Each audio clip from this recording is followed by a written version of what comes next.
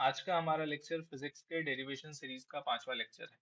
इस लेक्चर में हम डिराइव करने वाले हैं इलेक्ट्रिक फील्ड इंटेंसिटी के एक्सप्रेशन को due to an infinitely long straight uniformly charged wire.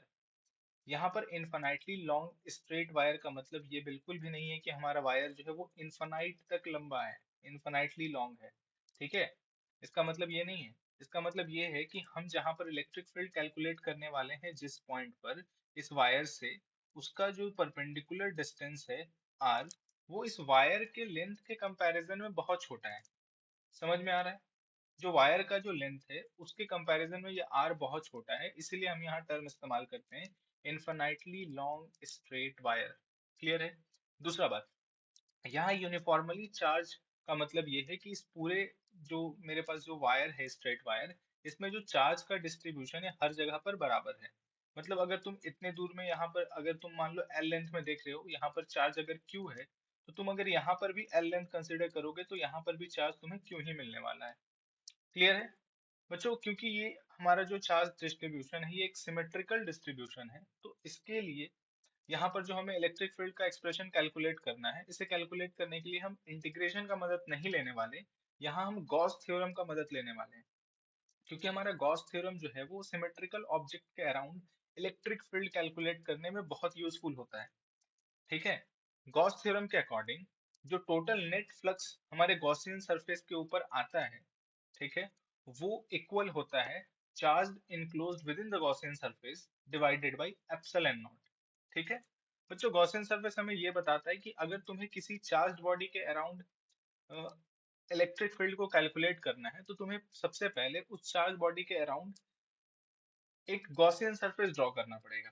ठीक है, जैसा कि हमारे पास यहाँ पर है एक स्ट्रेट लॉन्ग वायर, तो इसके अराउंड हमें एक गॉसियन सरफेस ड्रॉ करना पड़ेगा, और फिर हम उसके ऊपर नेट फ्लक्स कैलकुलेट करेंगे कितना है, और उसे हम इक्वेट करेंगे क्यू बाई एप्सिलॉन नॉट के, जितना चार्ज उसके अंदर इनक्लोज्ड होगा। क्लियर है? तो हमें गॉसियन सरफेस बनाने के लिए हमें ये पता होना चाहिए कि इस स्ट्रेट वायर के अराउंड गॉसियन सरफेस का शेप कैसा लेना है। ठीक है, किसी भी चार्ज डिस्ट्रीब्यूशन के अराउंड जो हमारा गॉसियन सरफेस बनने वाला है वो डिपेंड करता है दो बातों पे। पहला, कि तुम्हें जो गॉसियन सरफेस ड्रॉ करना है उस सरफेस पे हर पॉइंट पर इलेक्ट्रिक फील्ड का मैग्नीट्यूड सेम होना चाहिए। ठीक है, दूसरा बात, कि इलेक्ट्रिक फील्ड वेक्टर और एरिया वेक्टर जो गॉसियन सरफेस तुम बनाने वाले हो उसके एरिया वेक्टर के बीच में जो एंगल है वो हर जगह पर कांस्टेंट हो, या हम ज्यादा कोशिश करते हैं कि वो एंगल 0 डिग्री बन रहा हो इलेक्ट्रिक फील्ड और एरिया वेक्टर के बीच का।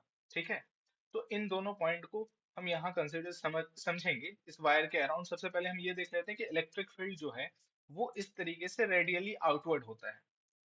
ठीक है, अब ये रेडियली आउटवर्ड है, ये साथ ही में ये इससे परपेंडिकुलर भी है। ठीक है, वायर के परपेंडिकुलरली ये रेडियली आउटवर्ड होता है। इसे हम ऐसा समझ सकते हैं जैसे तुम ये प्लेन कंसिडर कर लो। ठीक है, इस प्लेन में ये सारा इलेक्ट्रिक फील्ड लाई कर रहा है, और ये प्लेन जो है वो इस वायर के परपेंडिकुलर है। इससे हमें दो पॉइंट क्लियर होता है। एक, कि इलेक्ट्रिक फील्ड का डायरेक्शन जो है वो ऐसे रेडियली आउटवर्ड होगा।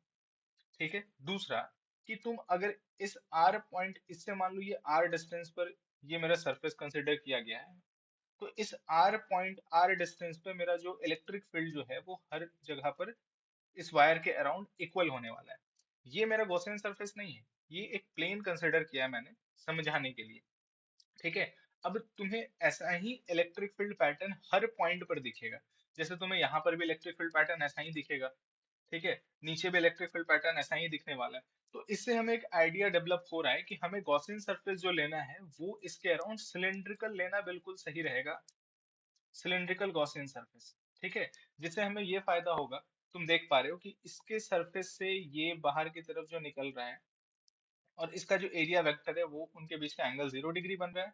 दूसरा, इनके सरफेस पे हर पॉइंट पर इस वायर से ये परपेंडिकुलर डिस्टेंस आर पर इलेक्ट्रिक फील्ड कांस्टेंट होने वाला है। समझ में आ गया? तो अब हम आगे डेरिवेशन की तरफ प्रोसीड करते हैं। ठीक है, हमारे पास एक इनफाइनाइटली लॉन्ग स्ट्रेट वायर है जिससे आर डिस्टेंस पर हम इलेक्ट्रिक फील्ड कैलकुलेट करना चाहते हैं। ये डिस्टेंस हमारा आर है मान लो। और ये वायर को हम इन्फिनाइटली लॉन्ग कंसिडर किए इस तरीके से कुछ। ठीक है, तो अब इस r डिस्टेंस पर हम एक क्या करेंगे कि इस वायर को एक्सिस मानते हुए एक सिलिंड्रिकल गॉसियन सरफेस ड्रॉ करेंगे जिसका रेडियस हम r कंसिडर करेंगे। ठीक है, अब यहाँ पर ये जो वायर, ये जो सिलिंड्रिकल गॉसियन सरफेस है, इसका लेंथ हमने ले रखा है l, मान लो। ठीक है, कैपिटल L मैंने ले रखा है। ये जो हमारे पास चार्ज्ड वायर है, इसका जो चार्ज डेंसिटी है, लीनियर चार्ज डेंसिटी, वो हमारे पास लैम्बडा है। ठीक है, इसका मतलब क्या है कि ये जो L लेंथ में तुम अगर मान लेते हैं मेरे पास Q चार्ज है, टोटल चार्ज Q है, तो यहाँ पर charge per unit length Q by L हमारे पास लैम्बडा होगा। ठीक है, तुम कितने भी लेंथ में तुम कंसिडर कर सकते हो इस चीज को। तो हमारे पास linear charge density, linear charge density जो हो गया वो लैम्बडा हो गया। क्लियर है, ये बात समझ में आया? चलो बढ़िया। अब हमें यहाँ क्या करना है कि हमें इलेक्ट्रिक फील्ड को ड्रॉ करना है। यहाँ जो हमारा इलेक्ट्रिक फील्ड लाइन जो होगा पैटर्न, वो कुछ इस तरीके से बाहर आउटवर्ड होगा। अब हमें यहाँ गॉस लॉ को लगाने के लिए हमें क्या करना होगा कि हमें यहाँ जो सरफेस हमें जो दिख रहा है, कुल मिला के तीन सरफेस हमें नजर आ रहा है। एक जो ये सिलेंडर का कर्व्ड सरफेस है, दूसरा एक ये सरफेस, ये वाला सरफेस, तीसरा जो ये इधर फ्लैट सरफेस है, सर्कुलर सरफेस। ठीक है, तो इन तीनों सरफेस पे हमें, तुम्हें क्या करना है कि गॉस मतलब फ्लक्स कैलकुलेट करना है। ठीक है, इस जगह पे हमें फ्लक्स कैलकुलेट करना है, फ्लक्स कितना होने वाला है। ठीक है, जैसे ये वाला जो सरफेस हो गया, यहाँ पर हम फ्लक्स कैसे कैलकुलेट करेंगे, तो ये जो हमारा इलेक्ट्रिक फील्ड वेक्टर बाहर की तरफ निकल रहा है, यहाँ पर हम मान लेते हैं एक छोटा सा एरिया। ठीक है, एज्यूम कि ये एरिया मेरा डी ए एरिया है। ठीक है, छोटा सा एरिया जो है, अब इस एरिया का जो एरिया वेक्टर होगा वो इसके ऊपर परपेंडिकुलर होगा, जो इस डायरेक्शन में होगा। तो यहाँ एरिया वेक्टर हमारा इलेक्ट्रिक फील्ड के पैरेलल है, यानी कि यहाँ पर जो एंगल बनेगा वो क्या बनेगा, 0 डिग्री। ठीक है, इस सरफेस में अगर तुम देखोगे तो यहाँ पर तुम इलेक्ट्रिक फील्ड पैटर्न देखोगे तो ये कुछ ऐसे ही ऊपर की तरफ ही निकलेगा। और यहाँ अगर तुम छोटा सा एरिया कंसिडर कर रहे हो इस तरीके से, तो यहाँ तुम देखोगे कि एरिया वेक्टर का डायरेक्शन इस डायरेक्शन में है। और तुम यहाँ क्या देख रहे हो कि ये एंगल जो है वो 90 डिग्री बना रहा है। ये मेरा इलेक्ट्रिक फील्ड वेक्टर हो गया, इधर मेरा डी ए वेक्टर हो गया, ये जो एरिया वेक्टर है ये इसे 90 डिग्री एंगल बना रहे हैं, यानी थीटा इज इक्वल 90 डिग्री है। ठीक है, सेम तुम इस तरफ देखोगे तो यहाँ पर भी एरिया वेक्टर जो हमारा है वो एंगल कितना बनाएगा इस जगह पर, 90 डिग्री एंगल बना रहा होगा। समझ में आया? अब अगर हम टोटल फ्लक्स कैलकुलेट करते हैं यहाँ पर, तो मेरा जो टोटल फ्लक्स निकल करके आने वाला है, टोटल फ्लक्स वो इन तीनों एरिया के अराउंड आने वाला है। ठीक है, फ्लक्स का हमारे पास फॉर्मूला क्या होता है, फ्लक्स होता है E dot D A vector. समझ में आ रहा है? ठीक है, एक तो कर्व्ड सरफेस के लिए हो गया, बाकी ये दो सरफेस के अराउंड हो गया। ठीक है, तो तुम देखोगे कि ये जो ई डॉट डी ए जो है इसे हम ऐसा लिख सकते हैं ना, E D A cos theta.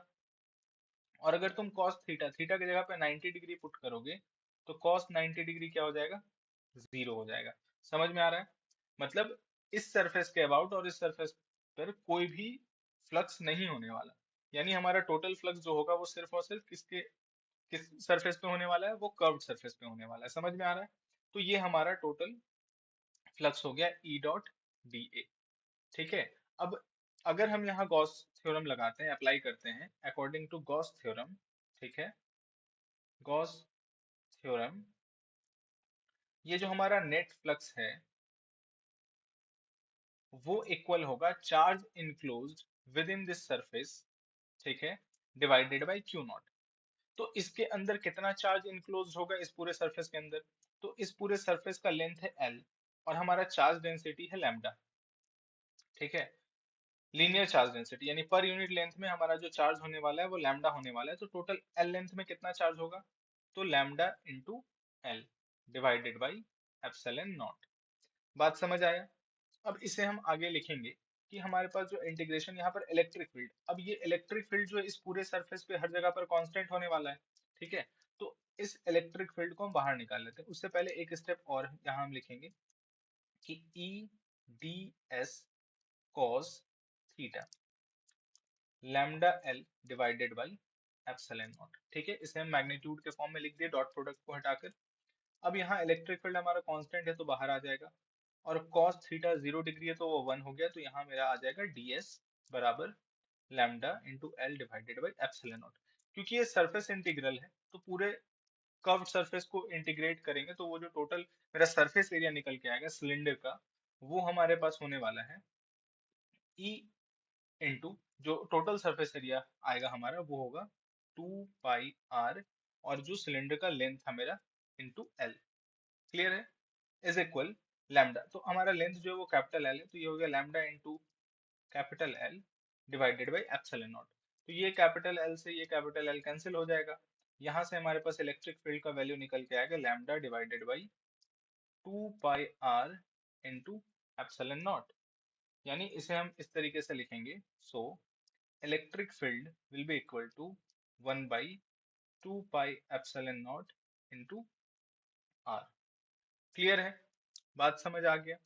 ठीक है। अब अगर हम यहाँ देखें एक और से, तो लैम्डा हमारा कांस्टेंट है, 2 पाई एप्सिलॉन नॉट भी कांस्टेंट है, यानी इलेक्ट्रिक फील्ड जो है वो इनवर्सली प्रोपोर्शनल है distance from the line charge. ठीक है, मतलब कि तुम जैसे जैसे दूर बढ़ते जाओगे इस लाइन चार्ज से, वहां तुम्हारा इलेक्ट्रिक फील्ड धीरे धीरे जो कम होता चला जाएगा, इनवर्सली प्रोपोर्शनल है। ठीक है, अगर हम इसका कर्व ड्रॉ करें, मान लो इधर हम इलेक्ट्रिक फील्ड ले लेते हैं और इस डायरेक्शन में हम डिस्टेंस लेते हैं, उसके मतलब लाइन चार्ज से हम डिस्टेंस अगर कंसिडर करते हैं, तो हमारा जो ग्राफ जो बनेगा वो कुछ इस तरीके का ग्राफ बनेगा। ठीक है, कुछ इस तरीके का ग्राफ का पैटर्न आएगा। समझ में आ रहा है? ठीक है, तो इस लेक्चर में हमने पूरा कवर कर लिया कि किस तरीके से हमें गॉसियन सरफेस की मदद से किस तरीके से हम कैलकुलेट कर सकते हैं electric field about infinitely long straight uniformly charged wire के अराउंड। ठीक है, तो अगर तुम्हें ये लेक्चर समझ में आया हो तो कमेंट करके जरूर बताना कि तुम्हें कैसा लगा, और अगर फर्दर वीडियोस के लिए तुम्हें और कनेक्ट होना है तो तुम चैनल सब्सक्राइब करो। ओके।